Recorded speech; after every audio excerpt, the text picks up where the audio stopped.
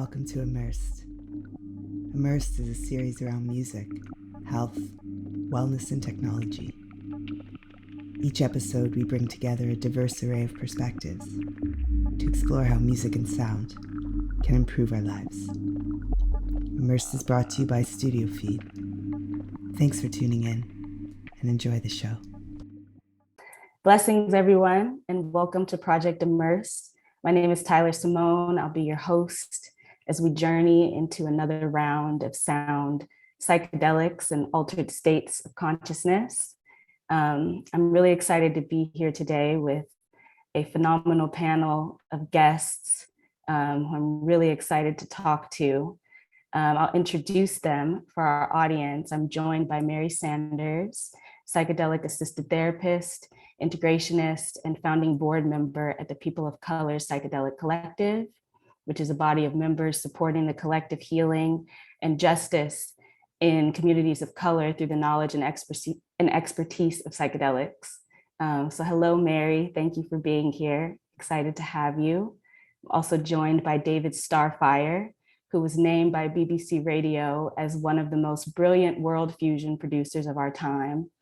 He's known as the pioneer of the global bass genre and psychedelic dance floor experiences.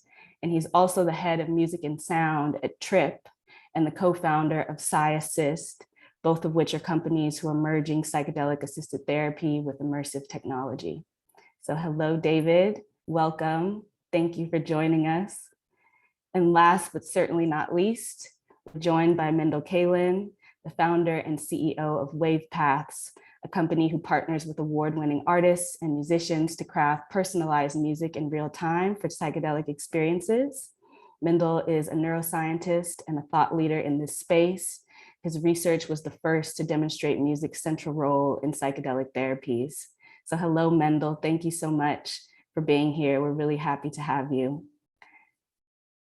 Thank you. Here. And thank you to our audience as well. Thank you everyone for joining us.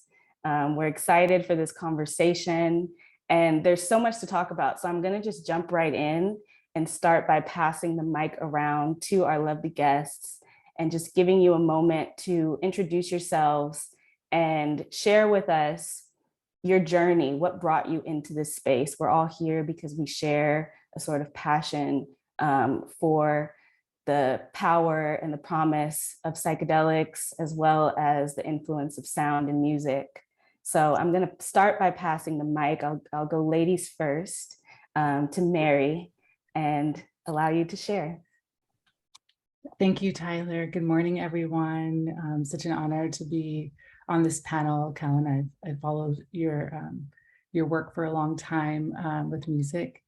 I'm Mary Sanders, pronouns she, her, coming from Ohlone land in Oakland, California. I'm a licensed clinical social worker as well, and I've been working in community mental health for about 10 years now. And about 5 years ago, more or less, I started to learn about MDMA-assisted psychotherapy through MAP studies. And while I was learning about that, I was working with Syrian and Iraqi refugees and immigrants in San Diego, California. And there I was working most days with the assistance of an Arabic interpreter, exploring war trauma. And many of my clients were returning with similar symptoms and had been in therapy for many, many years. And so I felt the intensity of their PTSD, and I felt very limited in my skill set and the tools that I had available. And so when I learned about the opportunity to study MDMA, I thought this would be a great opportunity to bring it back to my community, the Black community, and really explore ongoing current trauma, especially as individuals who are surveilled, who are constantly policed, profiled, and also going back to our transgenerational trauma. So I come with a social justice lens and interest of bringing this into the community and working in collaboration with organizations who are already established in providing supportive services in the Black community. And thank you all for listening. Amazing. Thank you, Mary. There's so much to dig in with you. I'm excited to speak more. I'll pass the mic now to David. Thank you so much, Tyler, and it's great to be here. Our musical journey started very early on in a family with lots of music around, and my grandfather was a saxophone player and clarinet player in New Orleans. And, you know, I grew up listening to jazz and beautiful music, and I started playing guitar when I was 8. And then years later, started playing in bands in college and discovered psychedelics. And like a lot of people, had some trauma my early childhood age, and I realized that psychedelics could be transformational and very healing. And I thought that that was very important. And at the time, it was just more of a personal journey. But years later, I moved to San Francisco. I was immersed in world music and discovered music of shamans from around the world that would tie in music and psychedelics together and how powerful they are. I started creating music, fusing world music with dance beats. And I would play at festivals such as Burning Man, and I would see the transformation in real time. People on psychedelics with dance music, with the organic sounds of shakers and sitars and these world instruments that have deep indigenous roots. And I could see the transformation. And after the sets, people would say how healing it was and how important that was for them.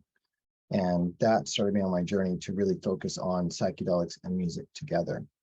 And so I started producing music that specifically was for ceremonies, for specific plant medicines, and brought me to my place here where I created a company called PsyAssist. And that company is basically for therapists and clinicians to use. It's a virtual reality app and also a phone app that is used for therapy, specifically for psychedelics. And it has guided meditation and music tailored specifically for that purpose. Amazing. Yeah, I'm really excited to talk more about PsyAssist and just bringing psychedelics into this virtual world. That there's a lot to dig into there. So thank you, David. And let's pass the mic to Mendel. I'm excited to hear your journey and your story. Yeah, thank you for having me, Tyler. Nice to meet all of you. My story. So I was born on this planet on 1986, first of all, in the Netherlands. And I think as many about to be students had no clue what to study as an 18-year-old, just because of a pretty broken education system that really doesn't help to connect youngsters with their purpose and their calling in life. I decided to study biology at first, simply because I love nature. And in that journey, eventually I switched to neuroscience. And then it was really in my neuroscience classes that I became aware of various psychedelic and psychoactive compounds. I, up to then, have been very naive and even anti-drugs. Never touched a cigarette, let alone a joint, didn't drink. But I always had an interest in spirituality, and maybe more specifically, roots of different religions, shamanic traditions. And it was really an article about ayahuasca that turned me on, so to speak, made me really curious to learn more. Magic mushrooms were still legal back then. You could buy them fresh from smart shops and get them delivered. This was in 2005. So I had my profoundly well-prepared psychedelic ceremony. I read everything I could to design a set and setting. And that was a very important experience to me, a life-changing experience. One of those experiences where there's a clear before and after. Like others said, some clear trauma that was addressed. I would dare to say not healed, but it catalyzed a journey of self-understanding and self-compassion and you name it. I lived in the Amazon jungle for a bit as well in that same period, a few years later when I was 21, for about 4 months in total with a shaman. And all of those experiences together really made me just very committed to trying to find a way to contribute to the development and one may say the reintegration of these psychedelic medicines in our modern culture. I eventually finished my bachelor's, my master's, arrived at Imperial College London and did my PhD, my postdoc there with Professor David Nutt and Robin Carrett-Harris. And there I discovered I can actually give voice to a shared interest, both in music and psychedelics, because very soon I had this moment of insight where I realized that the way psychedelic therapy is being practiced is with heavy, introspective, focused music listening. Patients, care seekers listen to music with an eye mask, with headphones. And it just really baffled me. It really surprised me that no one was asking core questions. Why do we play music to begin with? What are the therapeutic functions of music? And how, maybe even more importantly, how may I, as a care provider, select the most ideal music for my care seeker? How may that process look like? What are the questions that I need to ask myself and the care seeker? And I saw at my time at Imperial as well, the most qualified psychotherapists, psychiatrists on paper, struggling with really basic questions around music selection. And I realized there is a real knowledge gap, expertise gap, one may say, to be addressed. And that was really the starting point for what now is Wavepaths. So I left academia formally in 2018, started Wavepaths really full-time in 2019. And Wavepaths is doing nothing more or less than studying psychedelics and music in the context of psychotherapy and how we can develop, based on our research, what we refer to as a person-centered music model that care providers can work with. And last step, to integrate that model and those insights into the technology. And so we have built this adaptive music technology that clinics, more than 300 at the moment around the world, are using, primarily for ketamine, but we also released for psilocybin, and we have an MDMA release coming up as well.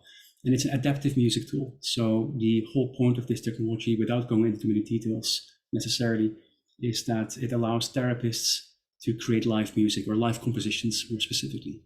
So there's radical flexibility in the music itself, and we have all of that informed by the work around understanding the different therapeutic functions that music can provide. Yeah, so there's much more to say about that. I shouldn't go into detail. I live in Portugal right now. COVID for me was net positive. I managed to turn this company into a virtual remote organization, paradoxically, something I always wanted. So I call in from Southwest Portugal. I've been living now for 2 years. Good to be here. Amazing. Thank you for that. And while I have you here in front of everyone, I'll just say on behalf of all of us who are so passionate about this space, thank you for just trailblazing on the research front. You've opened so many doors just to information that was really needed out there. So thank you. We're really excited to have you and be able to talk to you.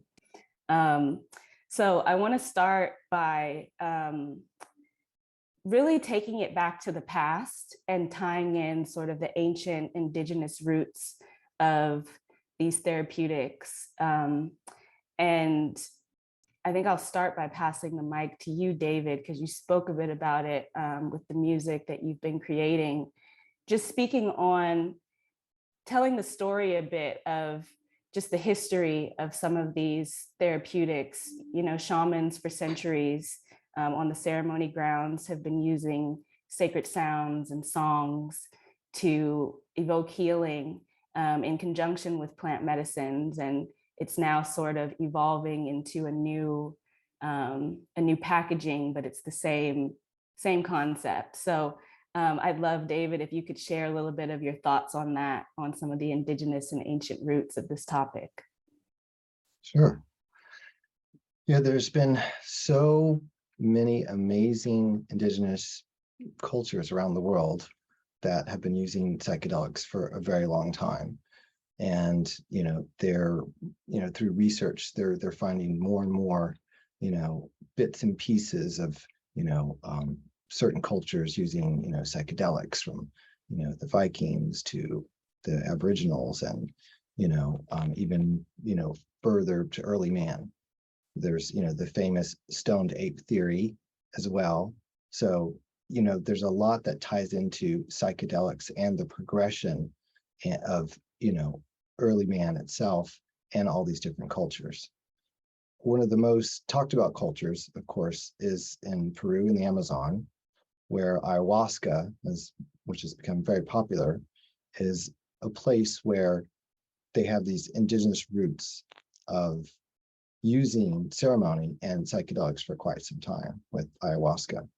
And these shamans, they use icaros, different sorts of chanting and songs to move along the ceremony. So they help you to process, certain songs will help you with different things in different part of the process, from the very beginning to the middle to the end. There's like 3 parts where the songs will help move you to the next stage. And they'll use shakers and different instruments and drums during certain parts of the ceremony to help you process. And so it's very important to tie in both, the sound of their voice and also the instruments together. And without those, you might get stuck. I've noticed that, people that they say, oh, I don't want to listen to any music at all.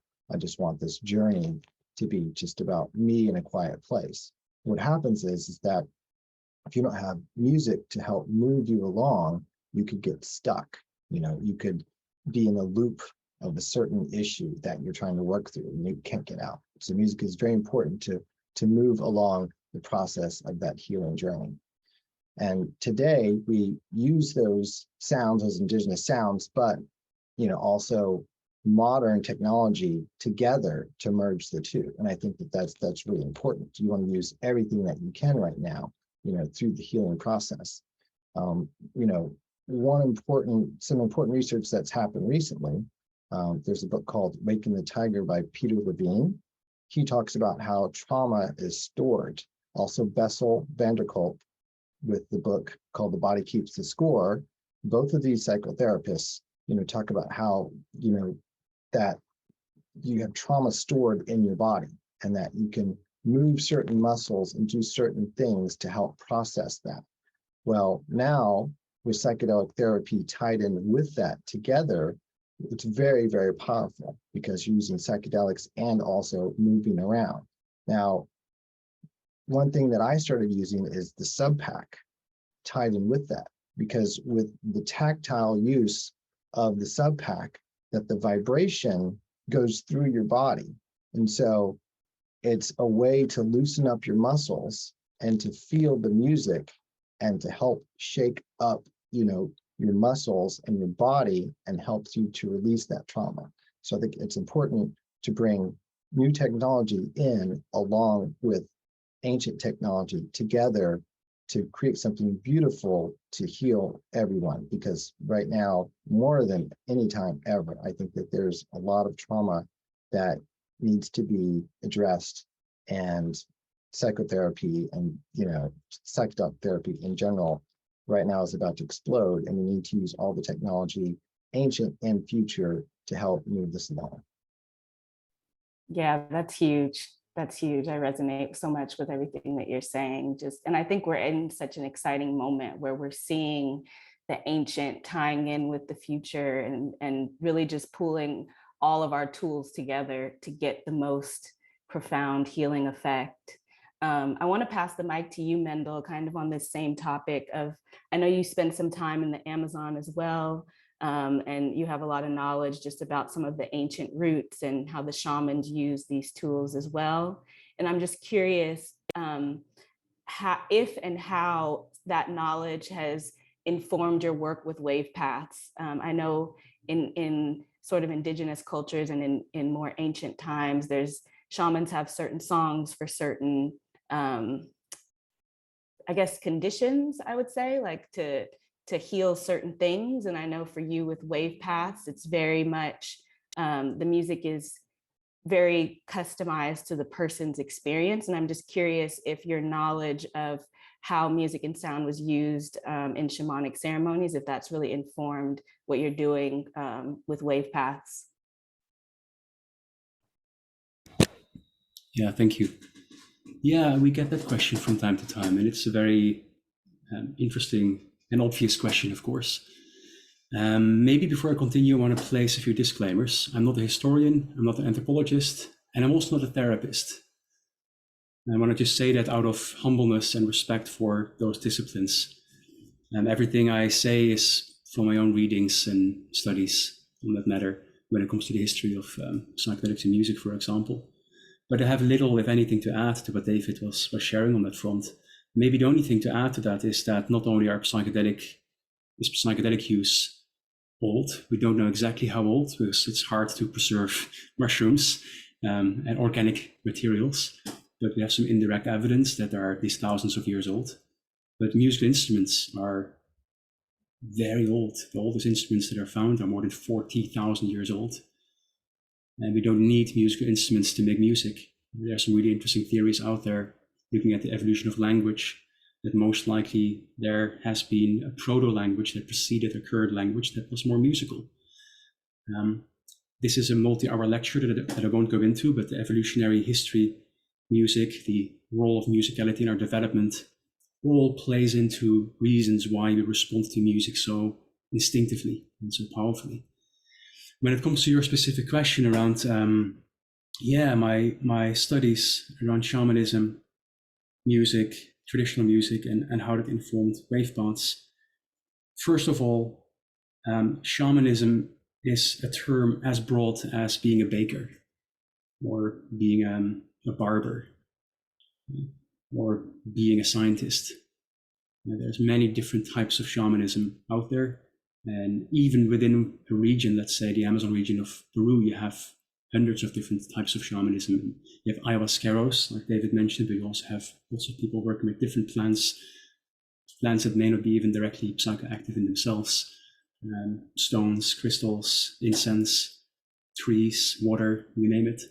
But shamanism, in essence, really should be defined as Mircea Eliade pointed out, a set of techniques for ecstasy, a set of techniques to transcend the usual sense of self and be in communication with the spirit world. And shamanism is not necessarily used for healing. Right? Even still right now, shamanism is also used for witchcraft of sorts, spiritual warfare, very present in many traditions still. But talking about medicine and the use of psychedelics, specifically in the context of psychedelic shamanism, it's very interesting. The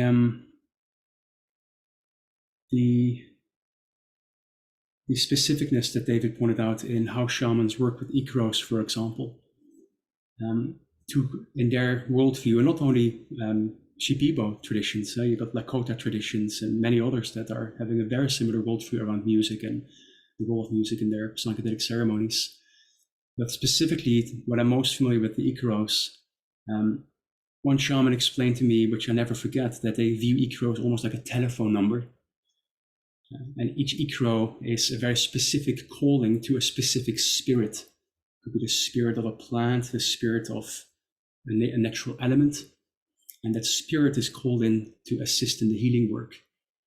Now I find that as a metaphor, without going into details of around the kind of objective reality around these supernatural belief systems, we don't even need to go into that direction at all. But the idea of evoking a specific spirit of a natural element or a plant or a state, I may even say, is really interesting. And you see this in many other traditions as well. We did some work with an anthropologist that lived for decades in Western African hunter-gatherer societies and studied their rituals and their also the role of music and dance. And music and their songs are always an expression of natural phenomena. And the evocation, the calling in of those natural phenomena in ritual to assist in healing, celebration, transition, you name it.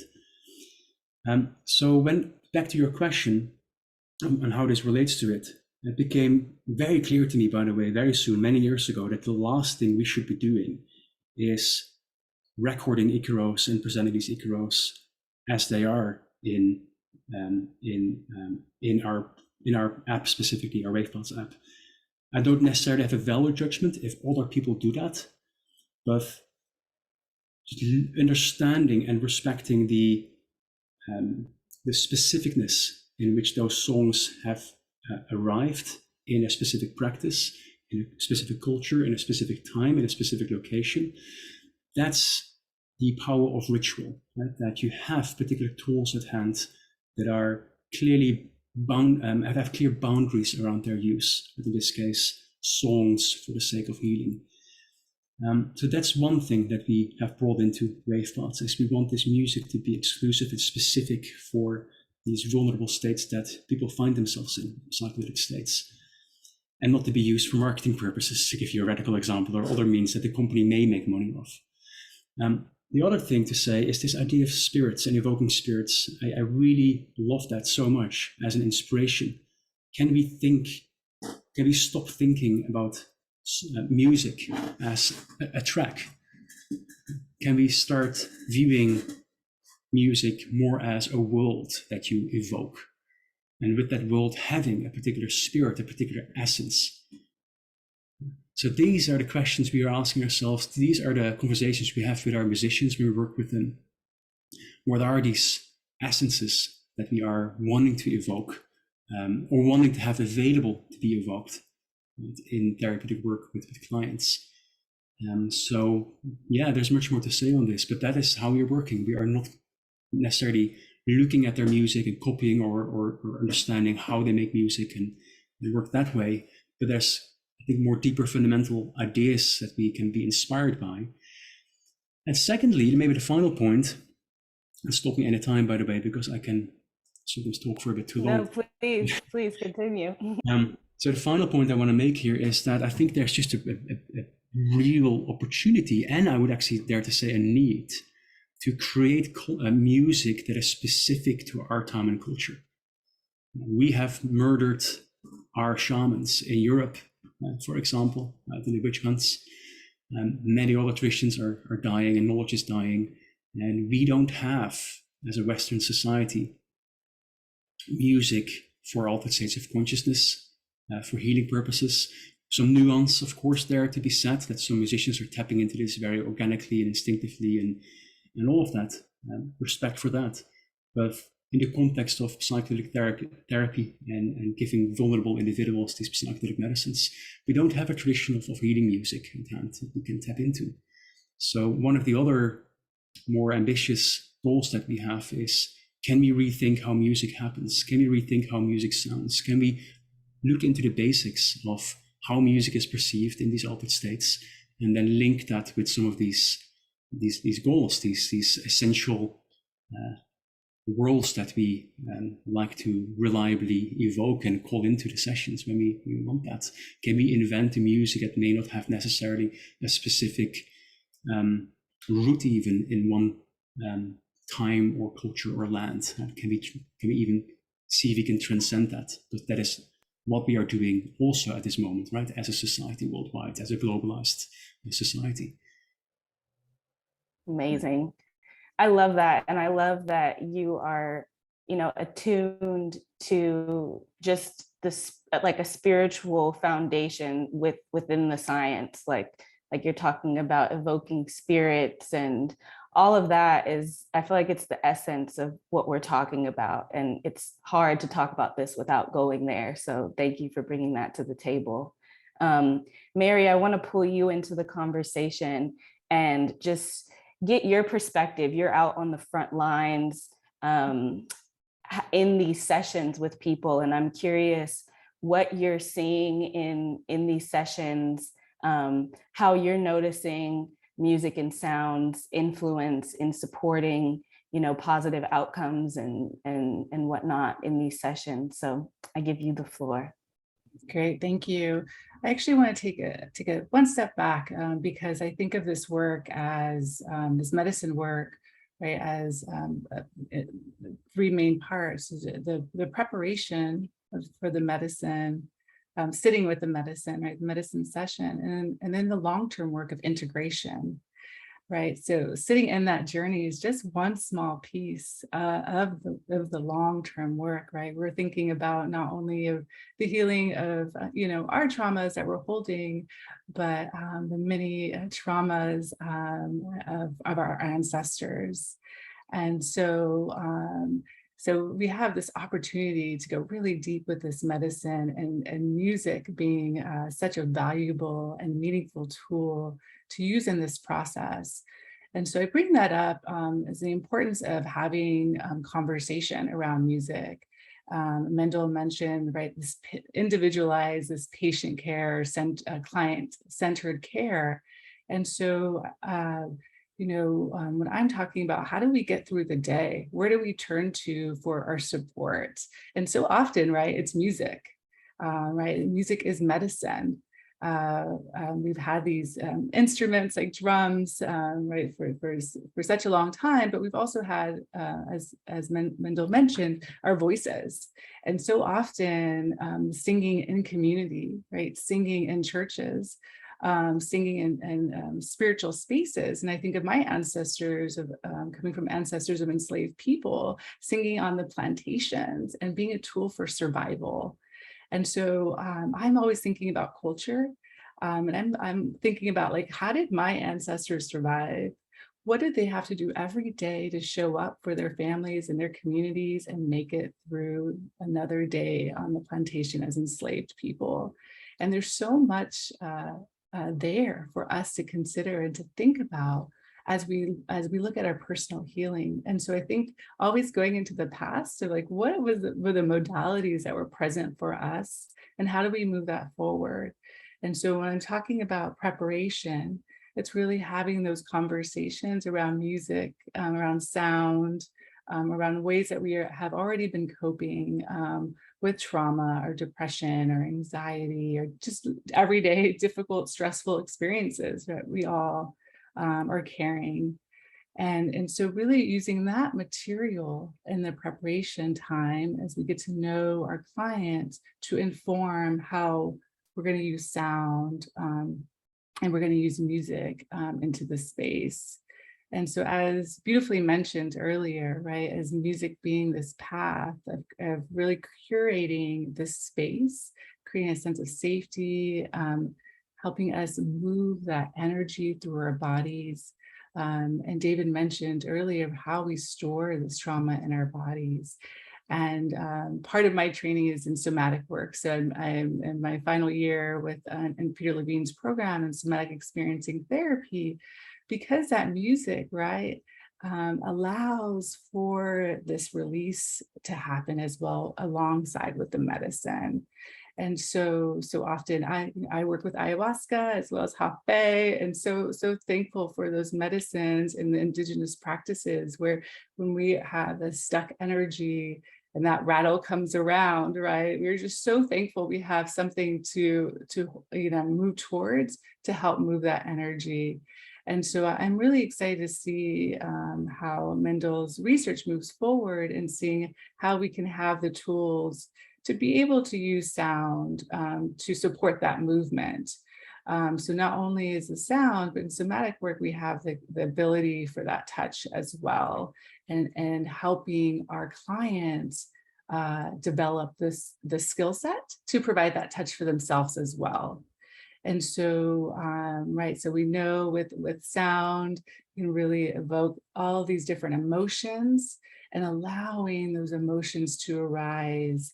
And while having a practitioner there, or for some people, maybe it's a peer support, and others it might be within a community, to allow those somatic responses to show up in the body, to be witnessed, to be seen, right, and to be supported. And sometimes that might be with touch, of course, with the consent of our clients. And so not only do we have, right, this ability to move that energy, but also sometimes maybe to bring it down, right? Maybe we're just kind of up a little bit too high. And I've been in ceremonies where it's like, okay, this is a little too turned up for me. And then the sound might just come a little bit further, come down to bring the energy down. Like we're kind of hitting a tipping point. Let's change that up. And so I think with these technologies in the one-on-one sessions, we'll have better access to do that, and so that we can better focus our attention on the client and less focus on, maybe fiddling with the technologies that we have now. And I think that's so beautiful when we do have opportunities with live music, is that that's it simple, right? That's a pretty easy transition to make. And with live music, right, when we talk about the sound, we can actually, right, feel those vibrations and allow those vibrations to move through our body. And that's also where singing and chanting is so powerful. I know for myself, being able to feel, right, when sometimes there's energy stuck in the intestines, or there's this dull pain that you've been sitting with for hours, of being able to use the voice, right, and then be able to use our own touch and movement to work with that energy. So, I think we can go on and on about in the medicine session, but I do want to touch a little bit about integration. Is that, once we've had that sound and we've experienced it, is that we have the opportunity to go home and continue to work with those emotions, continue to work with those the somatic experiences. That might be, right, some tension, that might be feeling like something still needs to be moved. That might also be something that's opening, right? Maybe the body is a little bit more relaxed. Maybe it's a little bit lighter. And how can we continue to move into that? Right? We all know what it feels like to feel that level of tension, especially in Zoom and our shoulders, and sometimes how that tension continues to show up in our stressful, more difficult experiences. But also, like, let's also feel celebration and joy, and really bring that forward. And I like to name those pieces, because so often we are like really trauma. And so I'm like, okay, but like, when do we get to celebrate that we move through that trauma? And I think that's so often, right, is that we bring that music forward. That also means that we can bring dance forward and move that energy, that we can bring, the voice and the singing forward. And with that integration, that might look like working with our therapists. That might look like, and here in Oakland at the lake, there's drum circles every weekend for free that are accessible. That also may look like, singing in the shower, right? And these are all opportunities to continue to move that energy, all opportunities to remember, right? Remember what that experiences were like, and remember, like, oh yeah, when I had that hard experience, I had a therapist or I had a friend really hold me and see me. And I know that that can happen again, right? Maybe in the past it didn't happen, but it can happen again. And so I, so often am so grateful that I can listen to the music again. I work with Tony Moss, who's a musician in Los Angeles. And when I listen to his music, I can go right back into those medicine sessions. And so I really just want to highlight the importance of music throughout, the healing experience, and knowing that music in itself, right, is medicine. It is our opportunity to connect. It is our opportunity to be in community. You mentioned beautifully to evoke spirit, which was happening, in the Black churches, right, of going in these trance expanded states without psychedelics. And so just that ongoing work with music, so that we don't necessarily always have to go back to the medicine, because now it's stored within us. So thank you. That's so true, so powerful. Thank you for that, Mary. And as you were speaking, it made me think about Mendel. I watched an interview of you, and I really liked how you conveyed this message. You were talking about some of the research that you've done, and just some of the feedback, I guess, from some of the patients that you were working with, and the language that they used to describe what the music was doing for them in the session. And you said something to the effect of, like, the music was like a third person in the room, or like another therapist in the room, like carrying the person through the experience. And I would just love to give you a moment to maybe speak on that a little bit to support what Mary was saying. Yeah, thanks for picking it up. The experience of music, and I agree with that in many of your points, Mary, it's really good to hear this emphasized, that music itself is such a powerful medicine, and potentially even a psychedelic medicine, not necessarily making you see all sorts of bright colors, but right, a soul-revealing medicine. So to your point about what in this study, patients with really severe depression who were commenting on their experience with the music, a range of different things, like feeling held by the music, being cared for by the music, being spoken to directly, felt as if the music was speaking to me directly, one participant said. Without going into the details of why this is the case, psychedelics radically enhance our responses to music, vividness, emotionality, everything becomes just less filtered, more associative. This is why I briefly mentioned the history around musicality, because this is one of the lenses by which we can understand why that is the case. We view music primarily as a language, as a non-verbal language, and a language that is actually very innate. We are born into this world as infants, being equipped with innate capacities to respond to melodies and tone color changes and rhythm changes years before we develop verbal language. Daniel Stern very poetically said that we are born into a musical world first, and that our very first relationships are musical relationships, because our significant caregivers, our first primary attachment figures, are caring for us through music, through musicality, through exaggerated intonations, through a whole compositional arc that is built up in the way we care and attend to the baby's needs. So there's musicality from a very young age, and we return to that primal kind of sense of communicating and being in a psychedelic state. And although we feel that more also in a sober condition, for sure, without drugs involved, that capacity to respond to the messages conveyed by the music becomes just even more enhanced in the psychedelic. So very interestingly, there's a lot of research in music perception, music psychology beyond psychedelic therapy that shows a lot of really interesting things around how we perceive music. And that, for example, the more empathic we tend to be as a personality, the more likely we are to respond to music more directly, emotionally as well. That also hints to this idea that there's almost like a theory of mind-like thing happening here, where we have this implicit sense of music having a personality. And that is enhanced in the psychedelic state in various different ways. And this is why we called the paper a hidden therapist, because the therapist was hidden or maybe even suppressed to be seen. But now it's not hidden anymore, I would dare to say. It was hidden. It's out in the open at the moment, and more accepted to be that third therapist in the room.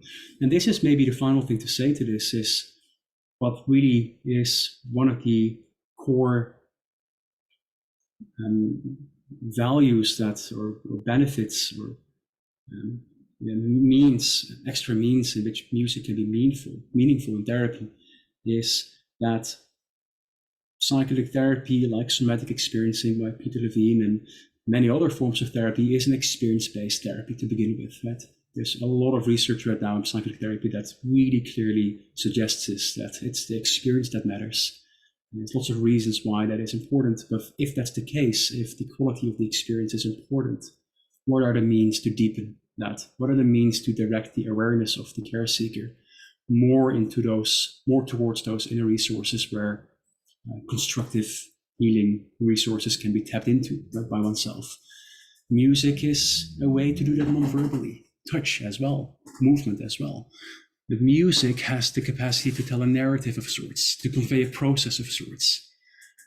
Music does not convey, it will never communicate concrete content. Music will never be about the grief for the person that I love so much, but it will convey the process of grief. Music will never convey the fact that you have climbed this specific mountain in your country and reached the top and feel great about that accomplishment. But it's about the process of achievement. Music conveys a process. And as a listener, we project the content in that process. So the imagery, the feelings, the bodily sensations, all of that is individual. And this is why music is this beautiful vehicle to do therapeutic work with, because it seems to be this beautiful sweet spot where it's providing some direction, sometimes a lot of direction, but the content is always delivered by the mind, the being of the listener.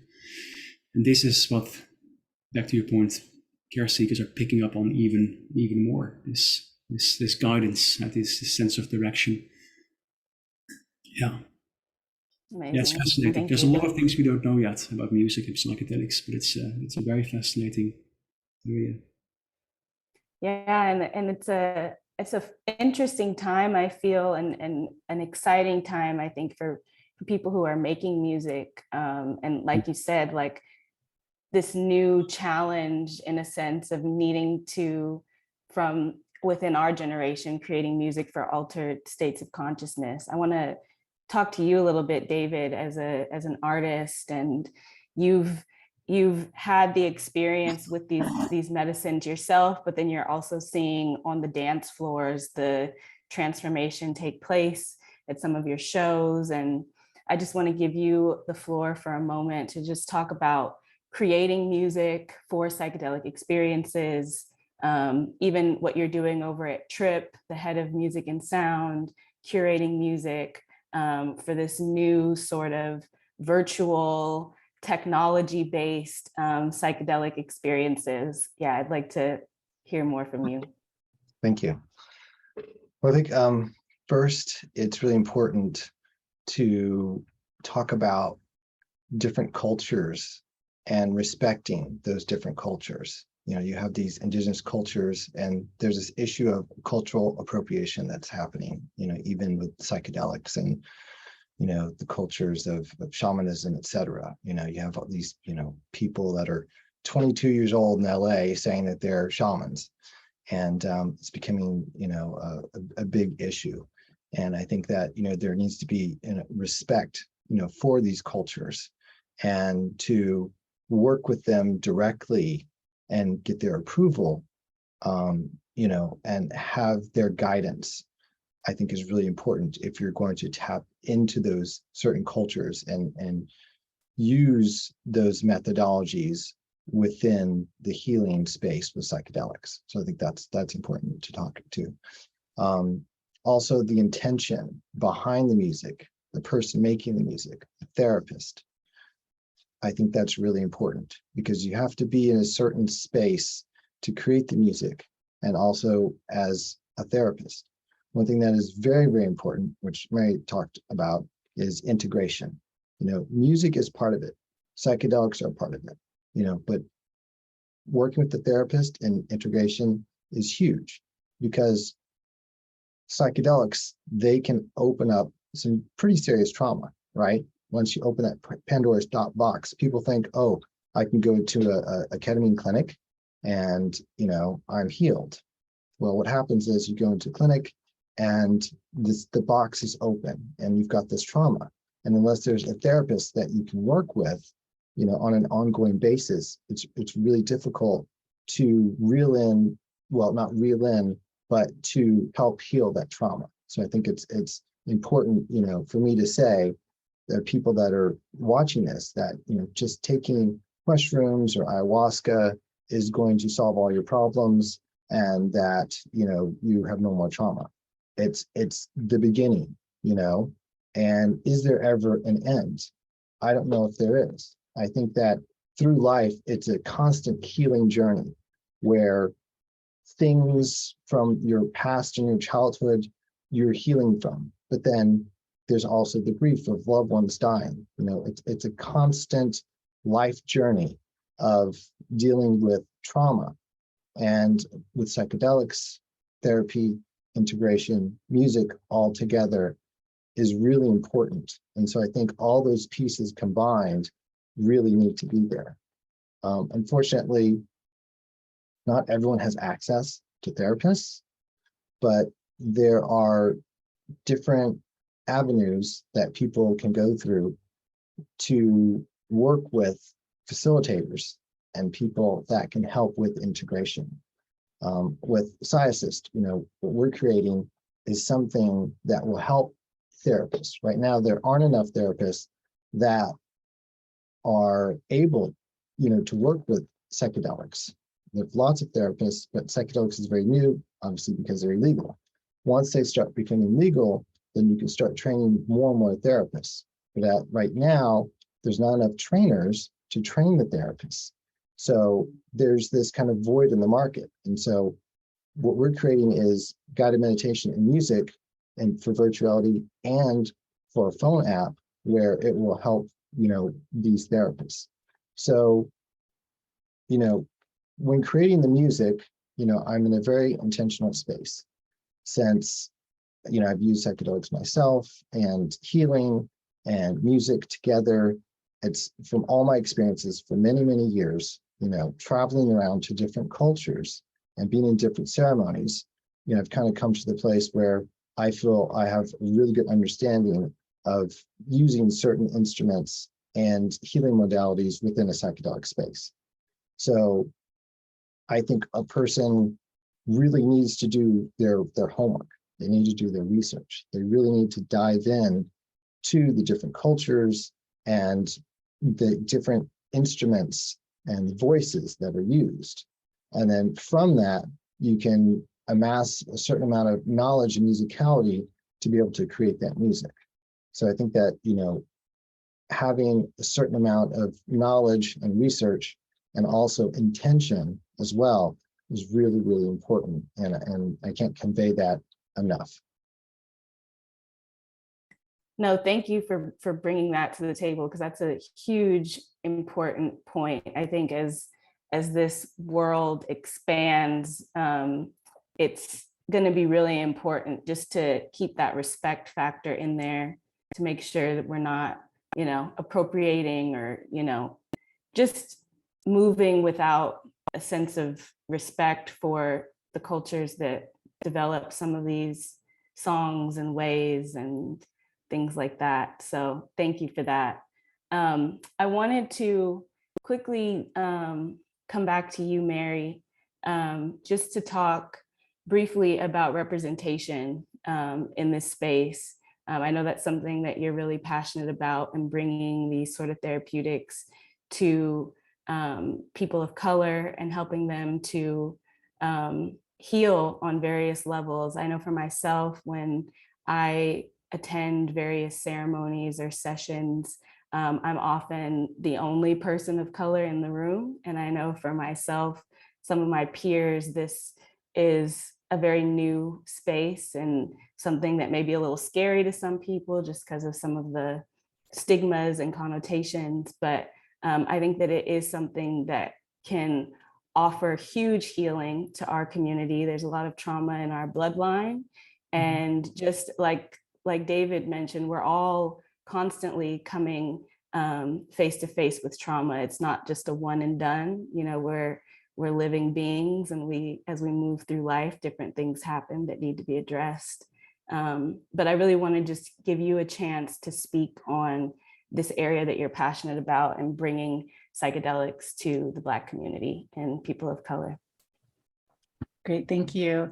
I just wanted to share first a moment of gratitude, specifically because part of my healing journey is to work with sound and to work with my voice and have the courage to play instruments. And so I'm just feeling some sweetness inside of like, oh, here are the people making this beautiful music. And I'm like, one day, every medicine session, I'm like, you can shake it, Mary, you can get that egg shaker and do the thing. It's possible. You won't ruin it for everyone.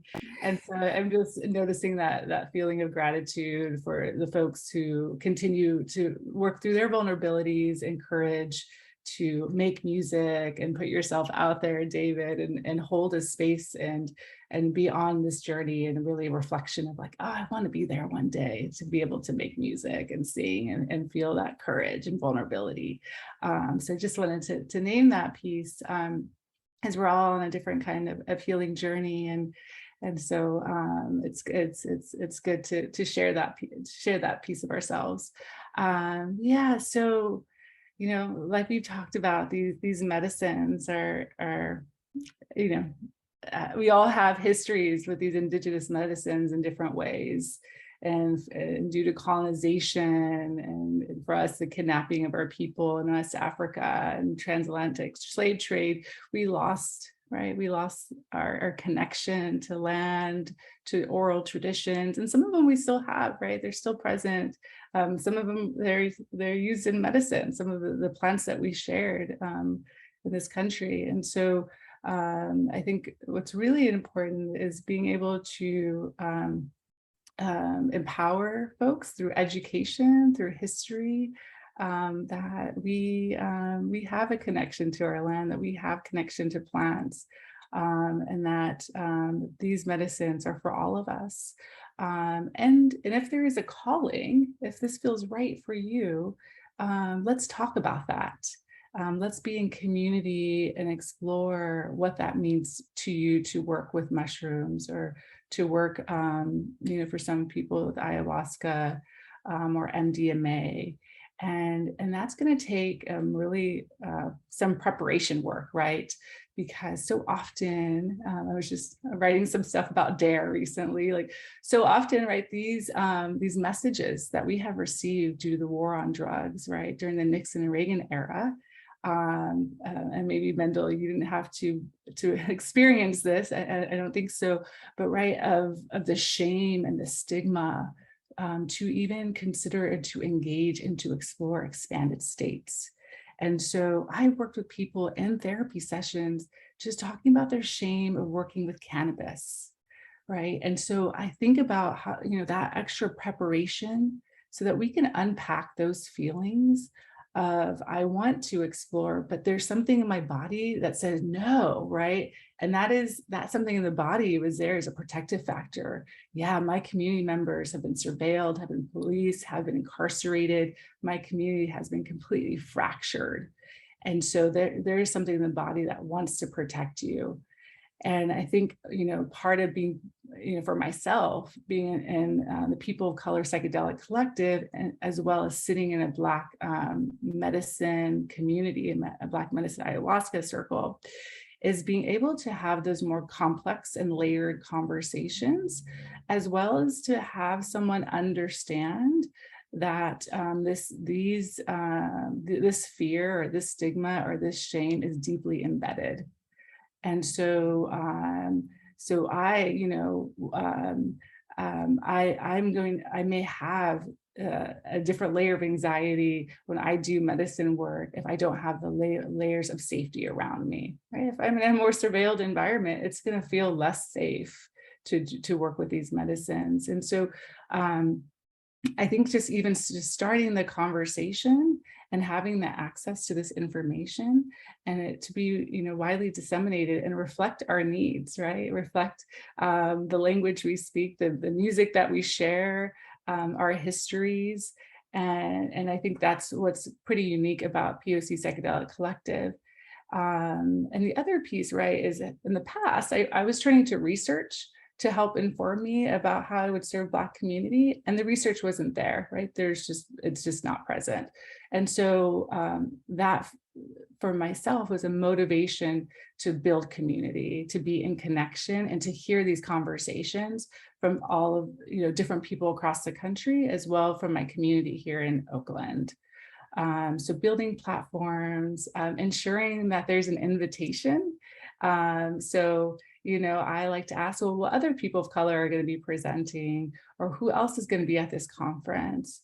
And that, you know, increases not only the representations, but also increases safety, right? When I see people like myself, I'm more likely to attend. And just like you mentioned, Tyler, is that you sat in ceremony and you didn't see other people that looked like you. And so automatically, are oftentimes that becomes a safety issue. Am I safe here? Like, why isn't there other people here? Do they know something I don't know? Or like, am I going to be able to share about my racial trauma? You know, I experience images of enslaved my enslaved ancestors, is it safe for me to share that here? Can they hold that? Right. So all of these questions start to arise. And so no longer am I just expressing and sharing, I'm filtering, I'm editing, and again, that's what we do in our everyday lives, right? We're editing. And so having more spaces where we can kind of just let our shoulders down, we can kind of relax and be in our bodies, is then an opportunity for us to go deeper, right? And then go deeper with the sound and music, go deeper with the sounds of our community members and the sensations and the feelings that are showing up for them as well. And so, yeah, I'm so pleased to be here today so that folks can kind of dig deeper into the resources that are available, and also know that you're not the only person of color or Black folk that's using these medicines. There's lots of us out there, especially in Oakland. Nice, I love that. And I'm hoping that today can really serve as just opening a door for people to know, just the start of a journey for someone watching, hopefully. So as I knew, it flew by. There's so much more that I would love to talk about with all of you, but I love the topics that came about. I think it was perfect. I just want to end by quickly passing the mic one more time just to each of you, just maybe a quick 30 seconds of just any final thoughts that you want to share. If there's something that you didn't get to say that you want to leave the audience with, this is the time. And if not, just maybe a prompt to give you of just, what are you excited about with regard to the future of the space? Where do you see things going? What are you looking forward to seeing in the future? I'll start with you, Mendel. 30 seconds, huh? If you can, all good, no pressure. I think I'm primarily concerned, to be honest. I think maybe I like to share that. Therapist training was mentioned. There are right now clinical trials where there are therapists that have never taken any of these psychedelic drugs themselves, are afraid of them. Right? What are the criteria that we can agree on as a community to make sure that we move forward, integrating psychedelic therapy in a safe, ethical way without losing its potential, which is really vulnerable. I'm also hopeful because I see a lot of good initiatives. That's also what I want to add to that at the very least. But I feel it's too early to celebrate. I think we're moving through a very fragile period the coming years. And I think there's a lot of good work to be done. And it's great that we see a lot of people entering this field with integrity and support for that. 100%. Integrity is everything. I'll pass to you, David. I think this is a really exciting time for therapy, technology, and psychedelics together. All these fields are merging together, and it's really exciting to see how it unfolds. So I'm really excited to see what happens, with Wavepaths. I think, with the generative music, that's super exciting. That's definitely pushing the envelope forward, with SUBPAC and somatic therapy with the SUBPAC. I think that's going to be really, really important moving forward as psychedelics become legal and there's more research. There's hardly any research done on music and psychedelics together. We know how important it is, but there hasn't been research because it's illegal. Soon, within the next couple of years, MDMA, psilocybin will become legal. Right now we have ketamine, but it's still very limited research with music and ketamine. So I'm really excited to see all of these come together with music, psychedelics, and somatic therapies and technology, such as a SUBPAC, coming together with research, that can really prove how important and how integral all of them are with therapy.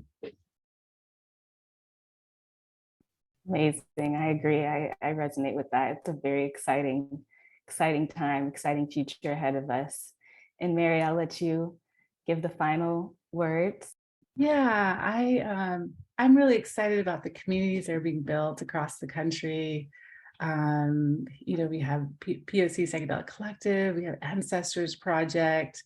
There's a new institute called with Alma, which is a queer, trans, BIPOC focused training for psychedelic-assisted therapists. I'm part of UC Berkeley Center for Psychedelics training, and we have a really strong multicultural community with layers of identities. And so I think, you know, just the excitement of the people on the ground that have been doing this work for many years.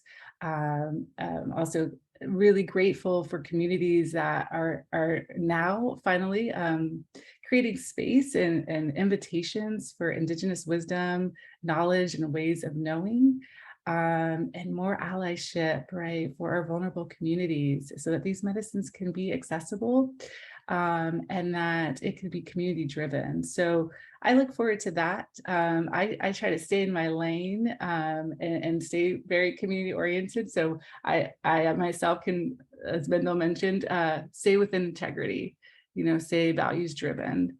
And so I'm so excited to see all the technologies that are available to support that work. Awesome. Thank you for that. And I must say, I feel that I appreciate all of you for this conversation. And I really feel your hearts and the integrity of each of you is really present in this conversation. So I feel really blessed to be able to connect with each of you on this topic. I'm learning a lot from all that you have to say, and I'm sure our audience is as well. And yeah, I just want to wrap it up by saying thank you to our audience. Thank you for watching. I hope that you learned and are leaving feeling very enlightened on this subject matter. Thank you to each of you, our guests, for taking the time to sit and have this discussion. It's very much appreciated. And I know that it will help someone out there to learn more about this exciting topic. Thank you to all of our partners. If you want to learn more about Project Immersed, you can visit us at projectimmersed.org. And with that said, thank you for joining us, and we'll see you next time. Thank you, Tyler. Thank you, guys. I love this. Thank you. What a treat to meet you all.